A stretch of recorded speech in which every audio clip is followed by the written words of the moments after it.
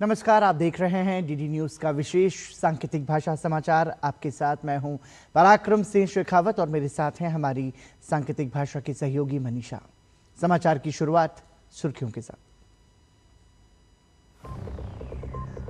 उपराष्ट्रपति सीपी राधाकृष्णन आज से तमिलनाडु के 2 दिवसीय दौरे पर डॉक्टर एमजीआर शैक्षिक एवं अनुसंधान संस्थान विश्वविद्यालय के 34वें दीक्षांत समारोह में होंगे शामिल।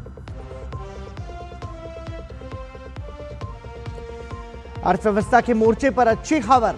दिसंबर महीने के जीएसटी संग्रह में 6.1% वृद्धि, खजाने में आए 1.74 लाख करोड़। यूपीआई लेन देन में 29% की तेज बढ़ोतरी।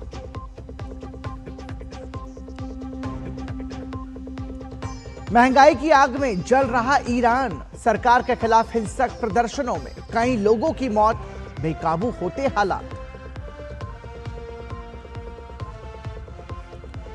पहलवान Ritika Hooda target Olympic podium योजना से हुई बाहर। तीरंदाज परनीत कौर और अभिषेक वर्मा को मिली कोर टीम में जगह। कोर ग्रुप के खिलाड़ियों की संख्या हुई 118।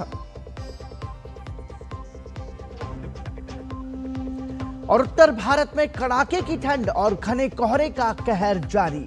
दिल्ली, उत्तर प्रदेश में चलेगी शीतलहर, पहाड़ों पर बर्फबारी का अलर्ट।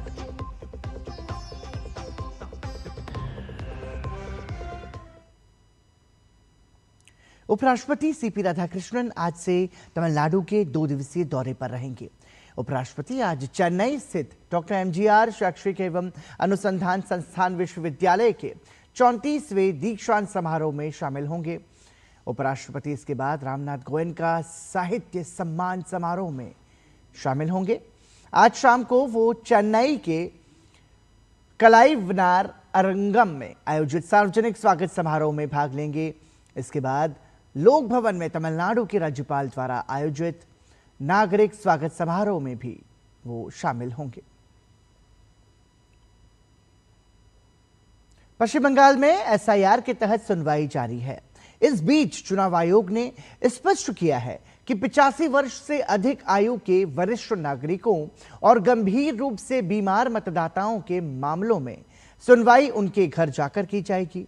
इस निर्देश के बावजूद बड़ी संख्या में 85 वर्ष से अधिक उम्र के वरिष्ठ नागरिकों को सुनवाई केंद्रों पर आते देख आयोग ने कड़ी नाराजगी जताई है। राज्य के मुख्य निर्वाचन अधिकारी मनोज अग्रवाल ने कहा है कि नोटिफिकेशन जारी होने के बाद भी यदि बीएलओ 85 वर्ष से अधिक आयु के मतदाताओं तक आयोग का संदेश नहीं पहुंचा पा रहे हैं तो उनके खिलाफ सख्त कार्रवाई की जाएगी। मुख्य निर्वाचन अधिकारी ने बताया कि इस पूरे मामले की जिम्मेदारी बीएलओ सुपरवाइजर्स की है।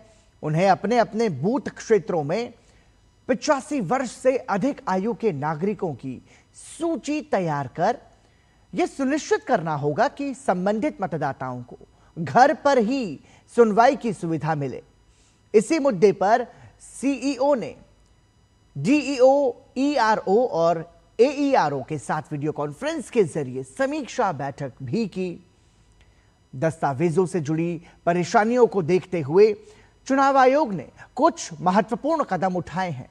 आयोग माध्यमिक परीक्षा के एडमिट कार्ड को भी वैध दस्तावेज के रूप में स्वीकार करने पर विचार कर रहा है, क्योंकि पश्चिम बंगाल में एडमिट कार्ड में जन्म तिथि दर्ज होती है। इसके अलावा आश्रमों, अनाथालयों, रेड लाइट क्षेत्रों, आदिवासी इलाकों और चाय बागानों में रहने वाले लोगों के मामलों में भी विशेष व्यवस्था की गई है। जिला मजिस्ट्रेट स्वयं मौके पर जाकर यह सत्यापन करेंगे कि संबंधित व्यक्ति भारतीय नागरिक है या नहीं। संतुष्टि होने पर चुनाव आयोग ऐसे मतदाताओं के मामलों पर निर्णय लेगा। चुनाव आयोग का यह कदम वरिष्ठ नागरिकों, बीमार और वंचित वर्गों के लिए मतदाता प्रक्रिया को अधिक सरल, सुलभ और संवेदनशील बनाने की दिशा में महत्वपूर्ण माना जा रहा है। सरकार ने कल दिसंबर 2025 महीने में जीएसटी संग्रह का आंकड़ा जारी किया। सरकार के ताजा आंकड़ों के अनुसार दिसंबर 2025 में जीएसटी संग्रह कुल 6.1% से बढ़कर 1.74 लाख करोड़ रुपए से ज्यादा रहा।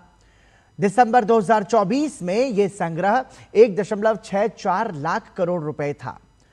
घरेलू खरीद बिक्री से जीएसटी राजस्व केवल 1.2% बढ़कर 1.22 लाख करोड़ रुपए रहा। वहीं आयात यानी विदेश से आने वाले सामान पर जीएसटी संग्रह 19.7% से बढ़कर 51,977 करोड़ रुपए हो गया। दिसंबर में 31% ज्यादा रिफंड जारी किए गए, जो बढ़कर 28,980 करोड़ रुपए हो गए। और आइए अब नजर डालते हैं मौसम पर। उत्तर भारत में कड़ाके की ठंड पड़ रही है। मौसम विभाग ने आज दिल्ली, पंजाब, हरियाणा, चंडीगढ़, ओडिशा और राजस्थान के लिए ऑरेंज अलर्ट जारी किया है। विभाग ने जम्मू कश्मीर, लद्दाख, हिमाचल प्रदेश और उत्तराखंड में बर्फबारी का अनुमान लगाया है। उत्तर प्रदेश, बिहार, पश्चिम बंगाल, सिक्किम और उत्तर पूर्वी राज्यों के कुछ हिस्सों में घना कोहरा छाया रह सकता है। विभाग ने तमिलनाडु, पुदुचेरी और कराईकाल में बिजली गिरने के साथ आंधी तूफान का अनुमान व्यक्त किया है। वहीं हिमाचल प्रदेश के ऊंचाई वाले इलाकों में कल हल्की बर्फबारी हुई, जबकि निचले इलाकों में कुछ स्थानों पर हल्की बारिश भी हुई। राज्य में शीतलहर और तेज हो गई। कुल्लू, शिमला, किन्नौर और चंबा जिला की ऊंची चोटियों पर बर्फबारी होने से तापमान में गिरावट दर्ज की गई है।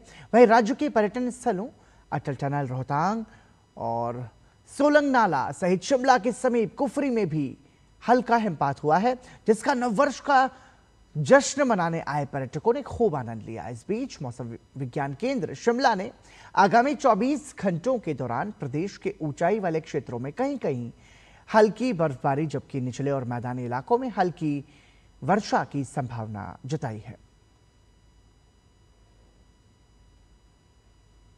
जम्मू कश्मीर के पुंछ में भारी बर्फबारी के बीच भारतीय सेना ने तलाशी और निगरानी अभियान तेज कर दिए हैं।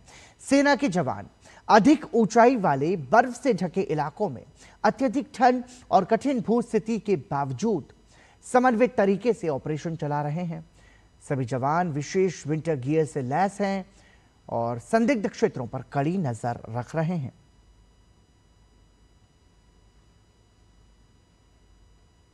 महंगाई, गिरती मुद्रा और बिगड़ती अर्थव्यवस्था के खिलाफ ईरान में भड़के विरोध प्रदर्शन अब हिंसक हो गए हैं। गुरुवार को देश के कई हिस्सों में पुलिस और प्रदर्शनकारियों के बीच हुई झड़पों में 6 लोगों के मारे जाने की खबर है, जिससे हालात और अधिक तनावपूर्ण हो गए हैं। पश्चिमी ईरान के लोडिगन शहर में पुलिस और कथित तौर पर सशस्त्र प्रदर्शनकारियों के बीच हुई झड़पों में कई लोगों की मौत हुई। मानवाधिकार संगठन हेंगा ने दावा किया है कि सुरक्षा बलों की फायरिंग में कई प्रदर्शनकारी मारे गए और कई अन्य घायल हुए हैं। इस बीच इस्लामिक रिवॉल्यूशनरी गार्ड्स ने बताया कि पश्चिमी शहर कोहदश्त में बसीज अर्धसैनिक बल का एक सदस्य मारा गया, जबकि 13 अन्य घायल हुए हैं। देश भर में फैले प्रदर्शन, गिरफ्तारियां, तेज विरोध प्रदर्शन केवल एक शहर तक सीमित नहीं रहे। इस्फहान, मार्वदश्त, किरमानशाह, खुजिस्तान और हमेदान सहित कई प्रांतों में प्रदर्शन हुए हैं।